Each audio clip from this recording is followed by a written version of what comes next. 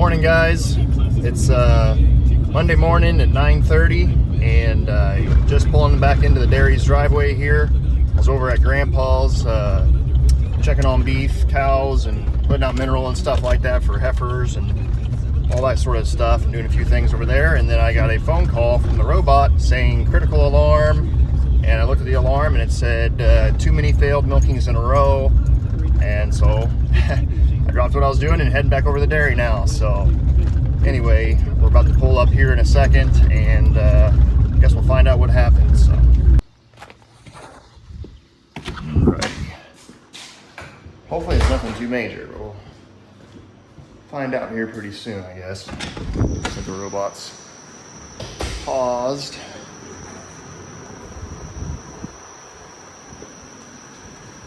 Yep. Looks like that chain is super loose, so I don't know if that means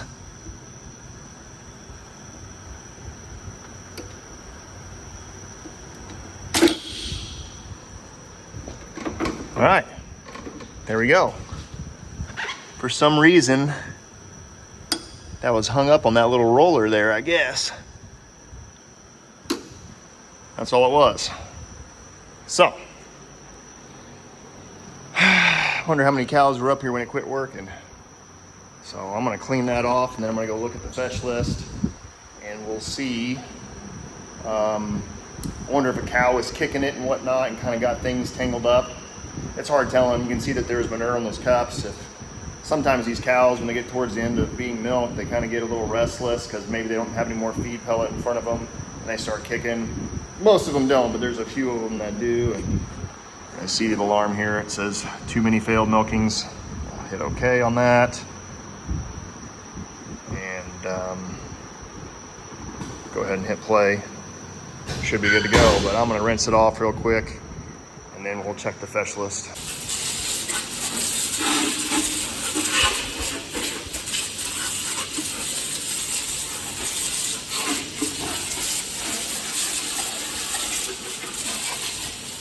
Glad it wasn't anything broke. Like a lot of times, if you have problems with that, there'll be either you need to do some calibrating with those cuffs, make sure that they're lined up right, and you might need to adjust them, or like those little ropes underneath there. Those guys that are hooked to the chain there. Sometimes those ropes will break. I know, but I would. Think this is we're still way too early into it to have ropes breaking on us or chains breaking on us. So, but anyway, I would wonder if a cow just kicked and then it got tangled up from a cow kicking it or something or another. I don't know. Hard telling when I wasn't here. Need to get a camera or something, maybe. I don't know. Before I bring cows up here, I'm going to calibrate or check the calibration on these cups. Put my little ninja sticks in here, and then I'm going to scan.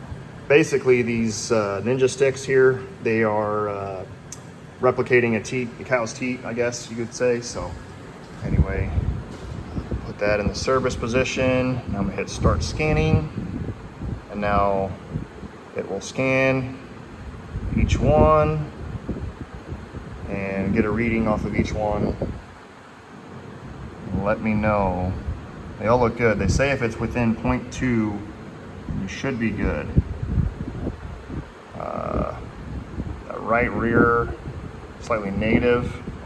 I think you like those being either neutral or slightly positive, so I may adjust that one a little bit. Come down under here, underneath. There's a little screw there. If I turn that clockwise, I believe, it should line that up. Go back.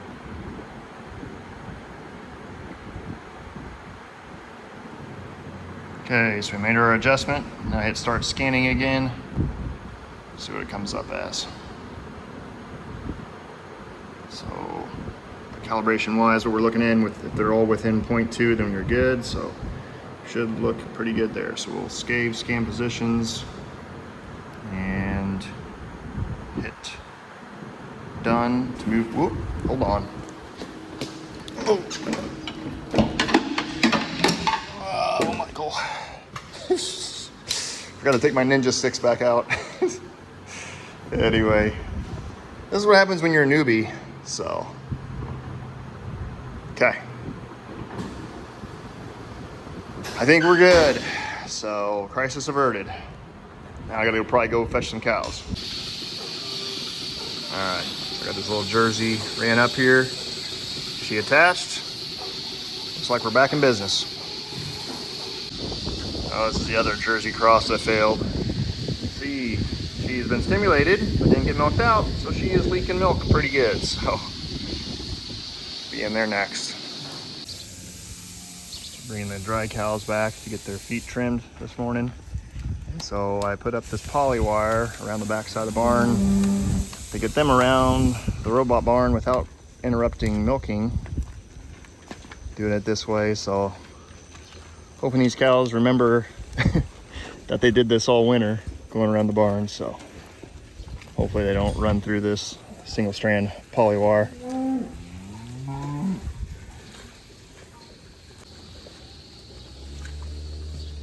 There you go, they're going down the alley. They're like, yeah, we know what we're doing here. So all these girls are wondering what the heck is going on.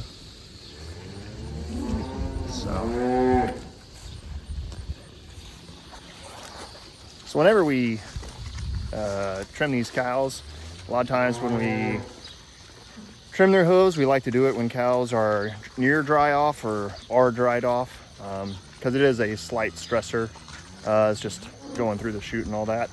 But at the end of the day, it's what's good for their foot health and all that stuff. But anyway, you like to do it when they're dried off, just so it doesn't affect their lactation and any of that sort of stuff. Anyway, it's a good thing to do, and you kind of get them ready for their next lactation. Get their feet in good shape, which their feet are in good shape. It's just a good maintenance thing to do, I guess. It's not like any of these cows really have any foot issues. Our hoof trimmer always tells us that our foot health is really good, but it's a good thing to do maintenance-wise, just to keep them in good shape.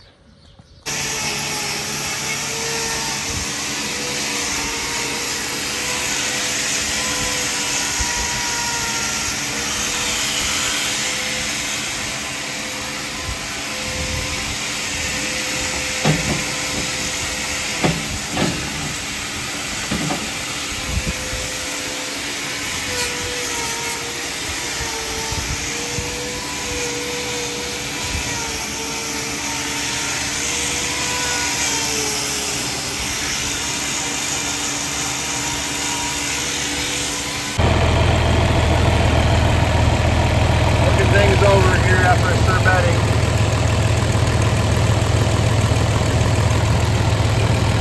These teeth going to the injectors here.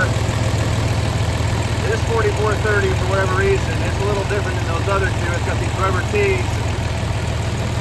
Those things are notorious for cracking, and then you have problems with that. So I guess it's job security. You know, I get to fix that all the time, so kind of annoying, but it is what it is. This is the 4430 that we have on a mixed wagon, and this one, you can see, is different.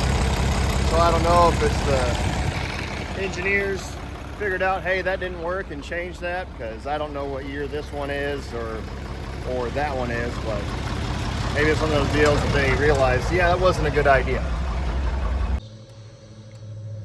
That's our leaking T there. I already took a couple of the little clamps off. I'll take that top one off still. And got the tools here, and this is what the new one looks like. So keep several of those on hand, just because this is something that I usually have to do about every 6 months, seems like.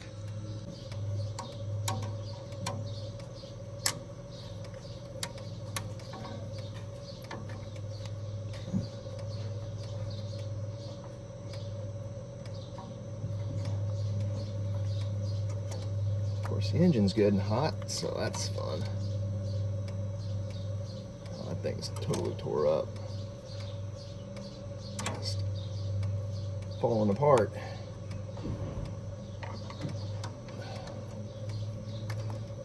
Pretty well tear it off, I guess.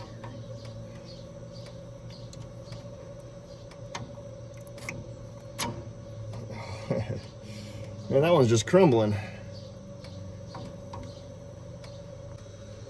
Old one, new one. So, I don't know. They usually don't crumble like this, so but this one just kind of, as I was taking it off of there, those pliers, it just kind of disintegrated, just fell apart, kind of goofy. Good night. It's tight.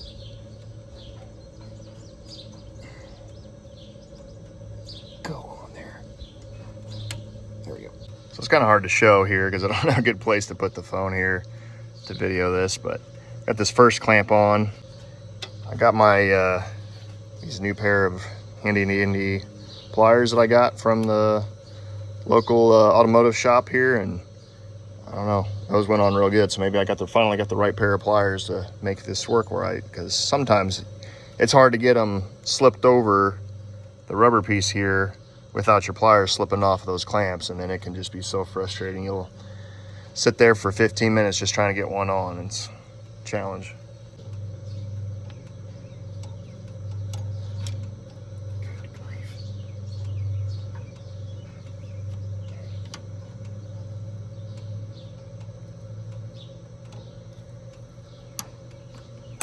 Jeepers.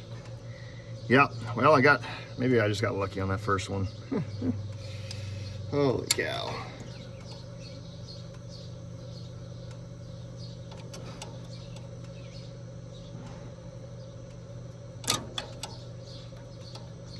And I think I might have jinxed myself. Oh yeah.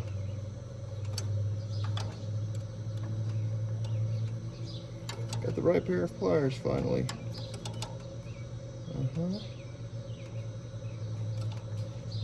LOL. Ow!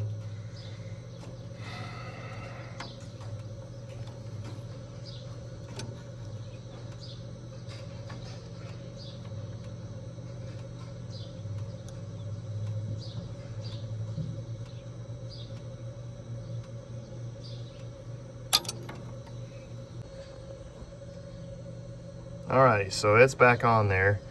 I had a little trouble. I got a little cocky. The first two, I got them on pretty easily, and then that third one really gave me a lot of fits, so I jinxed myself, I guess. So all the girls are kind of standing over here looking at me, wondering what I'm doing over here. So let's go ahead and get this tractor started, and we'll check and see if there's any leaks now.